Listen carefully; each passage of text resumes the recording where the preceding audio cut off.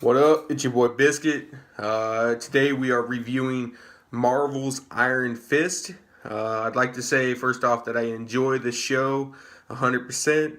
Definitely not my favorite out of the Marvel series on Netflix. Daredevil's still number one. Gotta love it. It's Daredevil though. He's one of my faves. But I really can't help get past the fact that, you know, that it's kind of almost like watching Arrow all over again.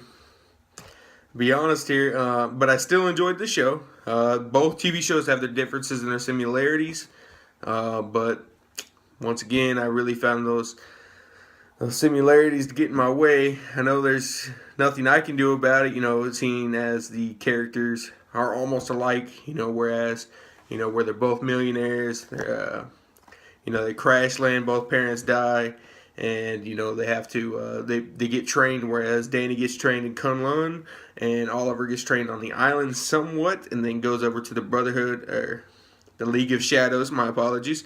Now, starting off with the cast, Finn Jones, I have never seen him in any kind of movie or TV show before, so I felt that his acting was a little bit lower quality, but I still think that he did the job very well. So I gave him a 6 out of a 10.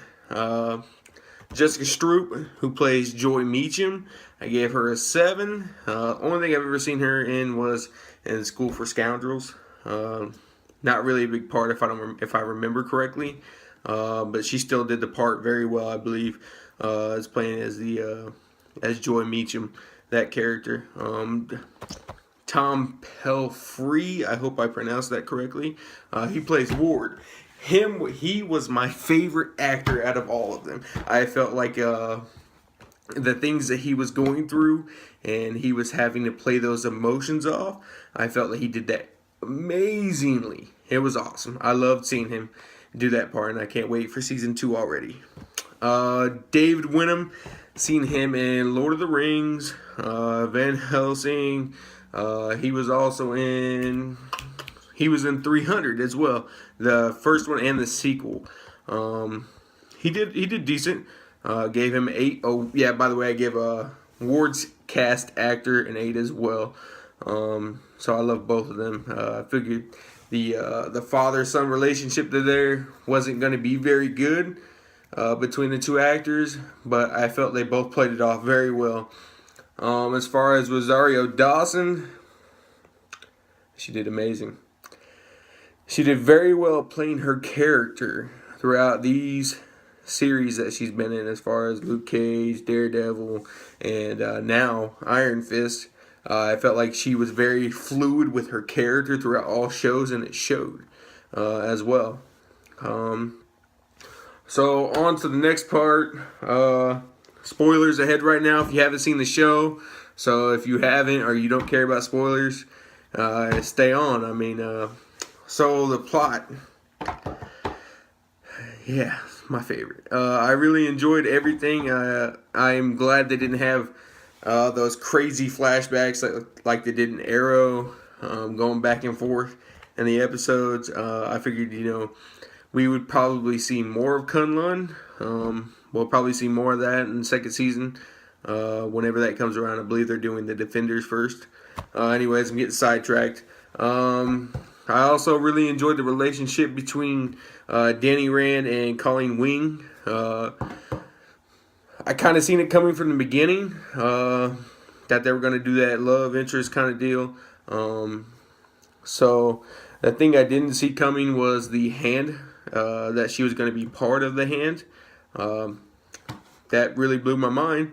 I'm really happy that in the end she ended up choosing Danny over the hand, and she seen that they were pretty much nutbags and evil and crazy and all that stuff. And yeah, so that part of the plot was awesome. I love to see the relationship between them two grow, and to see where her martial arts style develops more after working with Danny Rand as well.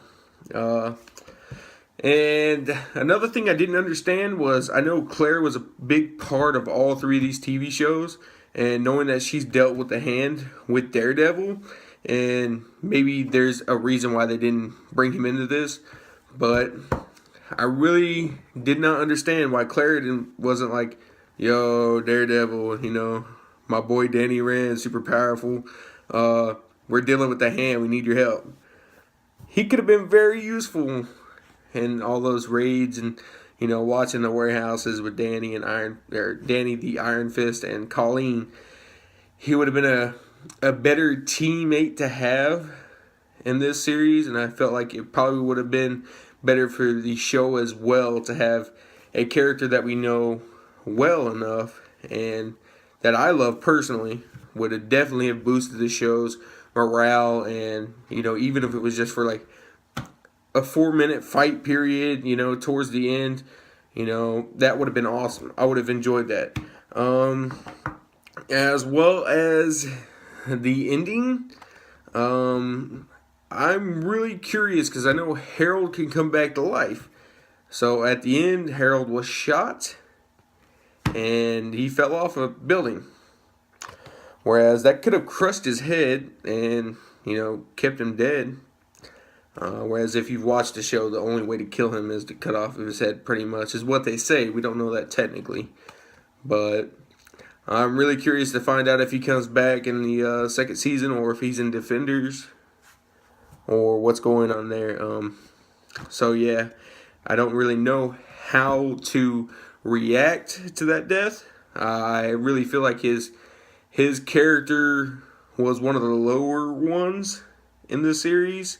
But, I mean, he was there, so we had to deal with it. And so hopefully we get to see him come back in the second one and be more sinister, I guess, to say, in the second season. Anyways, that's my review for Marvel's Iron Fist. If you like this video, hit the thumbs up and hit subscribe on the lower bottom right there. And I hope you all enjoy this, and y'all have a great day. See you later. Peace.